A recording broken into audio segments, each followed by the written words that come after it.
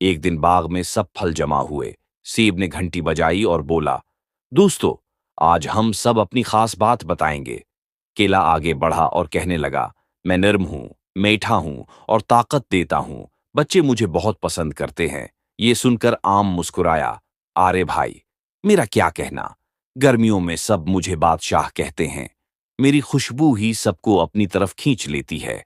अंगूर ने छोटे छोटे दानों की झरमट हिलाई और बोला, मैं छोटा सही मगर खुशी का खजाना हूं। मेरे मीठे जायके से सबके चेहरे खुल उठते हैं। और नार भी पीछे न रहा। वो बोला, मेरे अंदर मोती जैसे दाने हैं। मैं खुशी, ताकत और सेहत का तहफा हूं। फिर सब हंसने लगे। आम ने कहा, देखो, कोई बड़ा है, कोई छोटा, कोई नर्म है, कोई खट्टा मीठा, मगर सबकी अपनी अपनी खूबी है। सब फलों ने एक साथ आवाज लगाई, अतहाद में ताकत है और सब मिलकर ही बाग को हुसैन बनाते हैं।